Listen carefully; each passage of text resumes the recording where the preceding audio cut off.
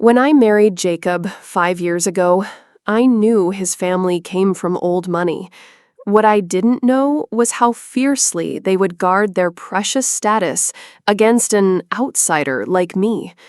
Gold digger, that's what they called me behind my back, and sometimes to my face. Especially Ryan, Jacob's older brother, who never missed a chance to remind everyone that I came from humble beginnings. They assumed I married Jacob for his family fortune. The irony? I've never touched a penny of their money, not because I couldn't, but because I didn't need to. My grandfather built a tech company in the 90s that he sold for millions before he passed. I inherited everything when I turned 30, just months before meeting Jacob. But I never flaunted my wealth or corrected their assumptions. At the Westfield Foundation Charity Gala last month, everything changed. As I stood on that stage announcing my $9 million donation to children's education, I watched their jaws drop one by one. Ryan's face? Priceless. This isn't a story about revenge, though. It's about something much more important, being seen for who you truly are. Jacob and I met at a mutual friend's wedding in Boston. He was charming, intelligent, and refreshingly down-to-earth despite his background. When he told me his family owned one of the largest real estate development companies in New England, he seemed almost embarrassed about it. That should have been my first clue about what I was walking into. The Westfields weren't just wealthy. They were fourth-generation, country club, summer in the Hamptons wealthy. His mother, Catherine, chaired 3 different charity boards. His father, Howard, played golf with senators, and his brother, Ryan, was being groomed to eventually take over the family business. I was a research scientist with a small apartment in Cambridge who preferred hiking to galas. According to Ryan, I wasn't just from the wrong side of the tracks. I wasn't even on the right train. The first time I visited their Beacon Hill mansion for dinner, Catherine asked where I summered growing up. When I told her my family rented a cabin by Lake Winnipesaukee for 2 weeks each August, her smile tightened like a drawstring purse. "How quaint," she said, exchanging glances with Ryan. My relationship with Jacob's parents remained politely distant, but Ryan made no effort to hide his disdain. At our engagement party, I overheard him telling a cousin that Jacob was throwing away the family legacy on some scholarship girl who probably calculates the inheritance in her sleep. The wedding was lavish, Catherine's doing. She insisted on handling everything, from the venue to the guest list. "We have appearances to maintain," she explained when I suggested something smaller. The only person who stood firmly in my corner was Jacob. He knew about my inheritance from the beginning. We'd agreed to keep it private, not out of deception, but because I wanted to establish my own career and identity separate from my grandfather's success. "Let them think what they want," Jacob would say. "We know the truth." After we married, the Cold War continued. During holiday gatherings, Ryan would casually mention how fortunate I was to marry up. At a family Thanksgiving, he asked if I'd be more comfortable eating in the kitchen with the staff. Jacob nearly punched him. Even when I received a prestigious research grant, Catherine suggested it was probably because of the Westfield name. I started declining family events whenever possible, focusing instead on my research in renewable energy technologies and quietly managing my grandfather's foundation. Jacob understood my withdrawal, but worried about the growing divide. "They'll come around eventually," he'd assure me, though we both knew they probably wouldn't. Meanwhile, I channeled my frustration into something meaningful. My grandfather had established a small foundation focused on educational access for underprivileged children. Over the years, I'd grown it substantially, working with financial advisors to multiply the initial endowment. For 5 years, I'd been planning a major initiative to fund STEM education in underserved communities across Massachusetts. The Westfield Foundation Charity Gala presented the perfect opportunity to announce it, though neither Jacob nor I anticipated exactly how perfect it would be. The annual Westfield Foundation Charity Gala was the crown jewel of Boston's social calendar, Catherine's pride and joy. This year's theme was Investing in Future Generations, with proceeds going to educational initiatives. The irony wasn't lost on me. 3 weeks before the event, Catherine called to request my presence. Not ask, request. It would look peculiar if Jacob's wife wasn't there, she explained, her tone making it clear this wasn't actually a choice. And please, wear something appropriate this time. Jacob squeezed my hand as I ended the call. We'll make an appearance and leave early, he promised. Besides, I have a feeling this year might be different. He knew what I had planned, but had no idea how the evening would unfold. The night of the gala arrived, and I wore a simple black Vera Wang dress, understated but unmistakably elegant. Catherine's eyes widened slightly when she saw me, clearly surprised I could pull together a suitable outfit. You look presentable, she offered, the faintest hint of approval. The ballroom of the Fairmont Copley Plaza was transformed into a glittering wonderland, with Boston's elite mingling over champagne and discussing tax breaks disguised as philanthropy. Ryan spotted us immediately, champagne flute in hand, his wife Victoria draped in diamonds that could fund a small country. Well, the scientist graces us with her presence, he smirked. Careful with that champagne. It's probably worth more than your lab equipment. Jacob stiffened beside me. Ryan, not tonight. Relax, little brother. I'm just making conversation.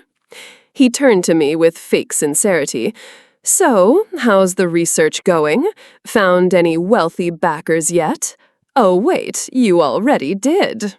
He winked and tapped Jacob's chest. I forced a smile.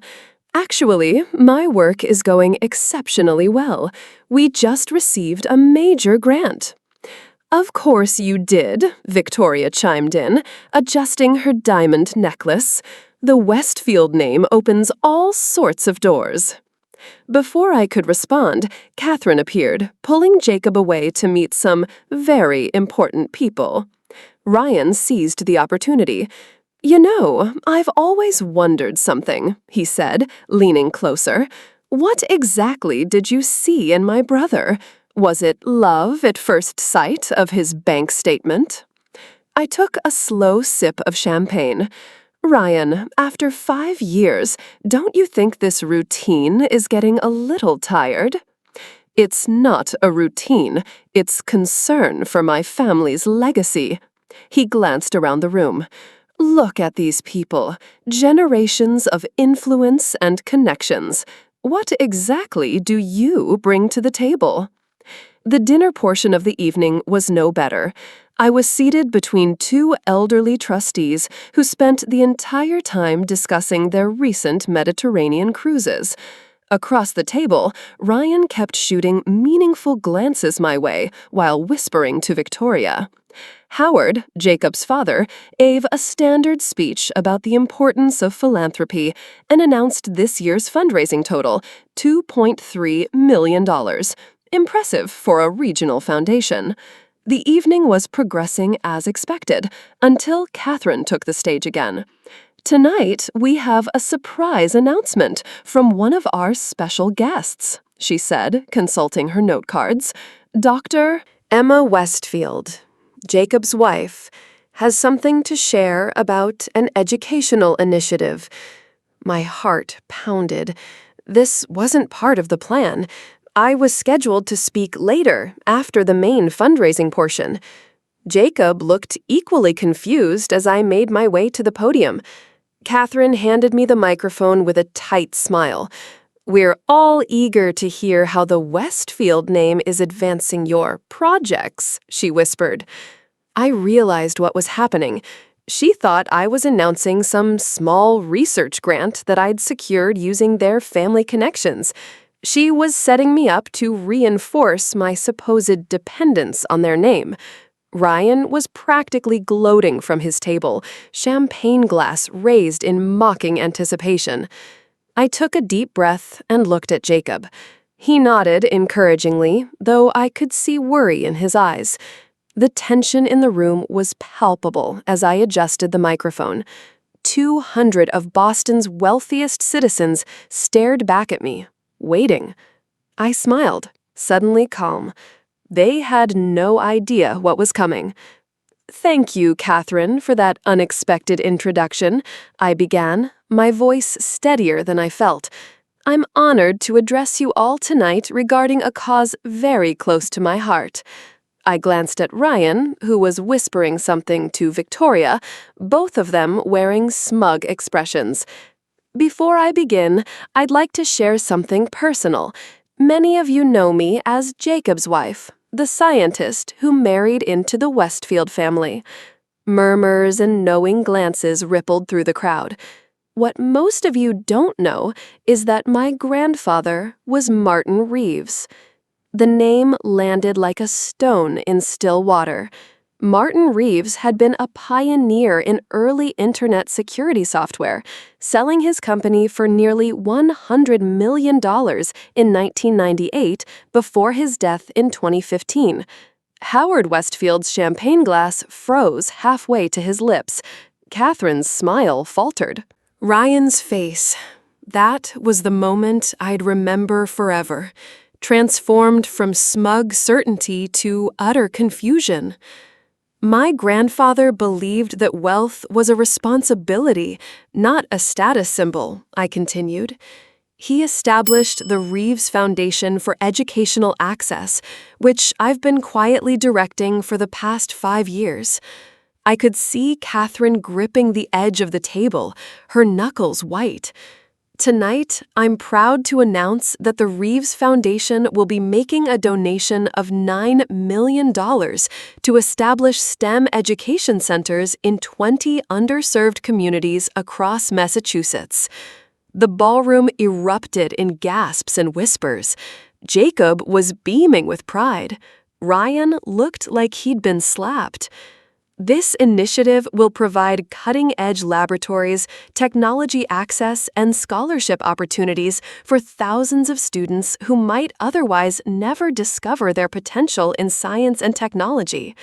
I paused, making eye contact with Ryan, much like the scholarship girl I once was. The applause began slowly, then built to a thunderous ovation. People rose to their feet, not out of respect for the Westfield name, but for the sheer magnitude of the donation. It was more than triple what the entire gala had raised. Through the applause, I watched the Westfield family's reactions unfold like a slow-motion car crash. Howard was frantically whispering to Catherine, whose face had drained of all color. Victoria was staring at her diamond necklace as if suddenly aware of its inadequacy. And Ryan looked physically ill, his earlier confidence shattered into 1,000 pieces. "The first center will open next fall," I continued, once the applause subsided. "And in honor of my husband's unwavering support, it will be named the Jacob Westfield Center for Innovation." More applause, with Jacob now blushing furiously. I'd kept that detail even from him. "Because true wealth isn't measured by what you have," I concluded, looking directly at Catherine and Ryan, "but by what you give. Thank you." I stepped away from the podium amid another standing ovation. As I made my way back to my seat, I passed Ryan. "Not bad for a gold digger, right?" I whispered, just loud enough for him to hear. The look of complete devastation on his face should have felt satisfying. Instead, I felt strangely hollow. This wasn't about revenge. It was about finally being seen for who I truly was. Jacob embraced me when I returned to our table, whispering, "That was amazing," in my ear. Across the room, Catherine was attempting to regain control of the evening, but the damage was done. For the rest of the night, I was no longer Jacob's wife, but Dr. Reeve Westfield, the philanthropist. People who had previously ignored me were suddenly eager to discuss my foundation's work. Through it all, the Westfields remained conspicuously silent. When we finally decided to leave, Howard approached us at the co-check. "Emma," he said, his voice uncharacteristically humble, "we should talk soon about coordinating our foundation's efforts." It wasn't an apology, but from Howard Westfield, it was close. As we drove home, Jacob couldn't stop grinning. "Their faces," he kept saying. "God, their faces." That as the adrenaline faded, I wasn't sure how to feel. I'd finally stood up for myself, but at what cost to Jacob's relationship with his family? The revelation that had felt so liberating now left me with unexpected questions about what would come next. The morning after the gala, my phone wouldn't stop buzzing. Texts from friends who'd heard about the donation, emails from charitable organizations suddenly interested in partnerships, and 3 missed calls from Catherine Westfield. I ignored them all and made coffee, trying to process everything that had happened. Jacob found me on our balcony, staring out at the Boston skyline. "No regrets?" he asked, joining me with his own mug. "I'm not sure," I admitted. "It felt right in the moment, but I never wanted to drive a wedge between you and your family." He laughed softly. "That wedge has been there for years, Emma. The difference is now they know they can't look down on you anymore." My phone buzzed again, Catherine calling for the 4th time. Jacob raised an eyebrow. "You should probably talk to her eventually." He was right, but I needed time. We spent the weekend in peaceful seclusion, ignoring the outside world. By Monday, reality came crashing back. The Boston Globe had run a feature on the donation, complete with quotes from gala attendees describing the dramatic revelation. Someone had even leaked that I'd been treated like an outsider by the Westfields, turning the story into a modern Cinderella tale with a twist. I was mortified. This was exactly what I'd wanted to avoid: public family drama. On Tuesday, Ryan showed up at my research lab unannounced. My assistant tried to turn him away, but I decided it was time to face whatever came next. He looked different, diminished somehow, without his usual arrogance. "Can we talk?" he asked, hovering awkwardly by the door. I gestured to a chair. "I don't have much time." "I deserve that," he admitted, sitting down. "I've been an absolute ass to you for 5 years." He ran a hand through his hair. "I came to apologize." Of all the scenarios I'd imagined, Ryan Westfield apologizing hadn't been one of them. "Why now?" I asked. "Because you made a fool of me? Because I'm suddenly useful to you?" "Because I was wrong," he said simply. "I judged you based on assumptions that said more about me than you." He paused. "Victoria left me yesterday. Said she'd been thinking about it for months, but the gala was the final straw. I wasn't sure how to respond to that. I'm sorry about your marriage." "Don't be." She said some things, made me realize I've become exactly the kind of person I always claimed to despise. Shallow, materialistic. He looked genuinely pained. I thought I was protecting the family legacy. Instead, I've been its worst representative. It wasn't the conversation I expected, but it felt honest in a way Ryan had never been before. After he left, Jacob called. "My mother wants us to come for dinner tonight," he said. "Just us, her, and Dad. No Ryan." "Do you think that's a good idea?" "Honestly, no. But I think it's necessary." The dinner was excruciating. Catherine had prepared all of Jacob's favorite foods, an obvious attempt at manipulation.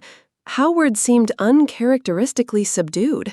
For the first 20 minutes, we engaged in painful small talk about the weather and local politics. Finally, Catherine set down her fork. I need to address what happened at the gala, she said, her voice carefully controlled. Emma, I owe you an apology. Jacob nearly choked on his wine. I've treated you unfairly, she continued. I made assumptions about your intentions and your background that were incorrect. It wasn't exactly heartfelt, but from Catherine, it was monumental. I appreciate that, I replied cautiously.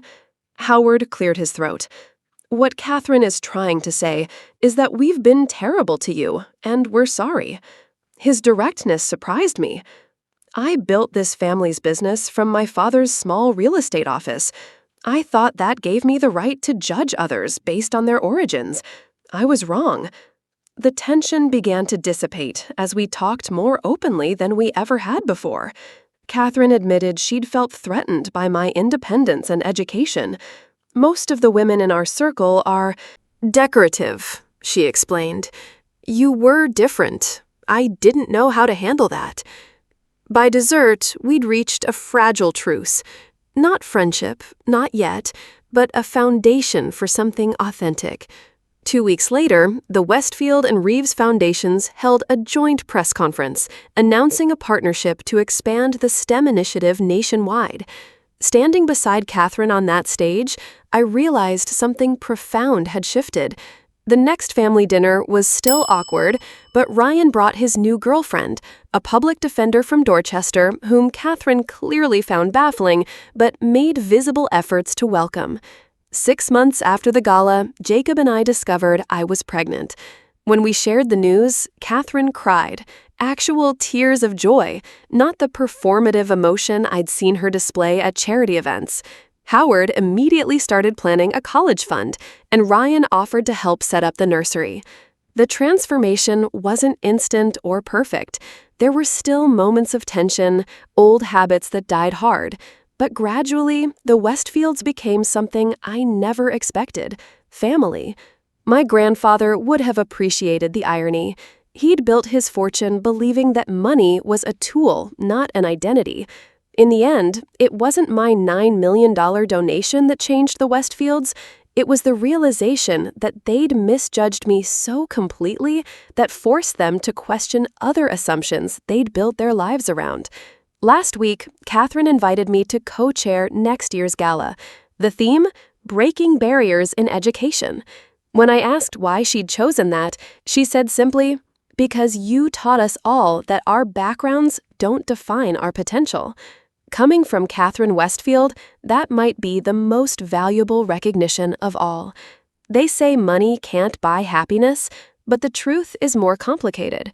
My wealth didn't make me happy, but it did give me the freedom to finally be seen for who I truly am. What changed the Westfields wasn't my bank account. It was challenging their perceptions and standing my ground. Today, our daughter Elizabeth is 6 months old, with Catherine and Howard competing for grandparent time, and Ryan showing up with educational toys that are definitely not age-appropriate. We're not a perfect family, but we're real in a way we never were before. If you're facing judgment or assumptions about who you are, remember, you don't need millions to stand in your truth. Your worth isn't determined by others' perceptions of you. Like and subscribe for more stories about family dynamics, unexpected revelations, and finding the courage to be yourself, even when it's difficult. And share in the comments. Have you ever been underestimated? How did you handle it? Remember, sometimes the greatest revenge isn't proving others wrong. It's living well on your own terms.